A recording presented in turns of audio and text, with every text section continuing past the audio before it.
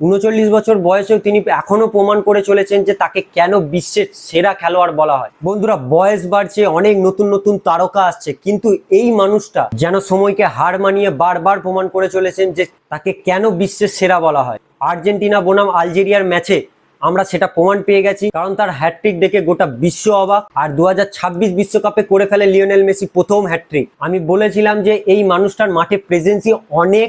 দেখুন, ম্যাচের প্রথমেই আমরা দেখতে পাই যে আর্জেন্টিনা পায়ে বেশিরভাগই বল ছিল, তারা অ্যাটাক করছিল, কিন্তু আলজেরিয়ার পায়ে যখনই বল আসছিল তারা তখনই সঙ্গে সঙ্গে কাউন্টার অ্যাটাকে যাচ্ছিল এবং সেখানে আমরা একটা অঘটন দেখতে পাই।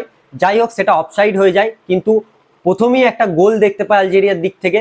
তো সেটা যদি অফসাইড না হতো হয়তো স্কোরটা ডিফারেন্স হতো, কিন্তু তখনই হঠাৎ করে একটা মানুষকে আমরা জেগে উঠতে দেখি যার নাম হচ্ছে লিওনেল মেসি। আর আমরা জানি মেসিকে যখন দরকার পড়ে মেসি সেটা প্রমাণ করে দেয়।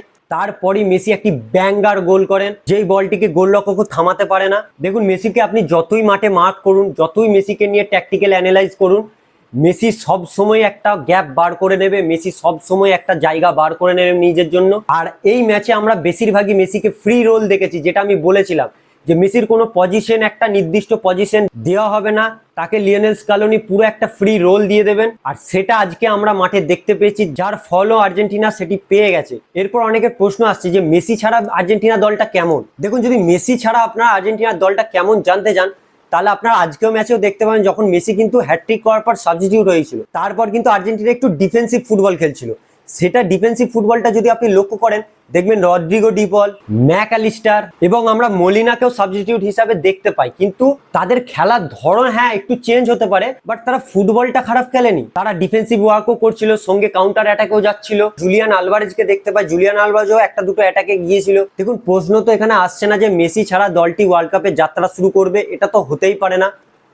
যদি রিপ্লেসমেন্টের কথা বলি, তাহলে আমরা মেসি রিপ্লেসমেন্ট আজকেই দেখেছি যে নিকো পাজ, সে একটা ছোট্ট মিনিট কন্ট্রিবিউট করেছে দলকে।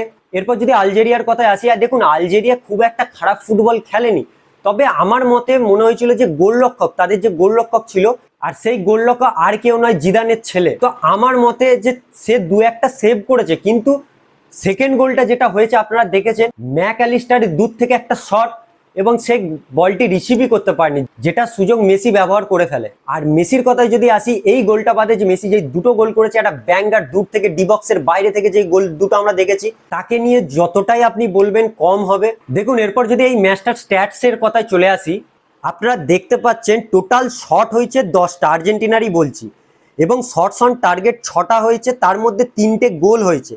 এবং অ্যালজেরিয়া 7টা টোটাল শট করেছে, কিন্তু তাদের শটস অন টার্গেট একটাও হয়নি। তবে আপনি যদি এখানে বল পসেশন দেখেন, এখানে 52% অ্যালজেরিয়ার দেখতে পাবেন, 48% আপনি আর্জেন্টিনার দেখতে পাবেন।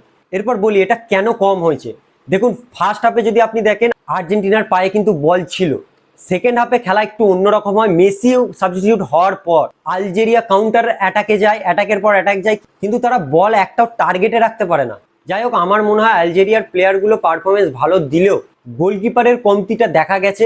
আর রিয়াদ মাহরেজের যদি কথা বলি, সে স্টার্ট পায়নি, সে সেকেন্ড হাফে নামার পর তাকে আলজেরিয়ার হয়ে আমি অতটা কন্ট্রিবিউট দেখতে পারিনি। যদি আমি পুরোটা কথা বলি, আর্জেন্টিনা একটা ভালো ফুটবল খেলেছে, লিওনেল স্কালোনি একটা মাস্টার প্ল্যান নিয়ে মাঠে নেমেছিল, সেটা আমরা দেখতে পেয়েছি। তো বন্ধুরা, আপনার মতে 2026 বিশ্বকাপে মেসির পারফরমেন্স কেমন হবে অবশ্যই কমেন্টে জানাবেন, এবং আর্জেন্টিনা কি বিশ্বকাপ জেতার মতো দল সেটাও কমেন্ট বক্সে জানাবেন। চলুন নেক্সট একটা ভিডিওতে দেখা হবে, নেক্সট একটা আপডেট নিয়ে।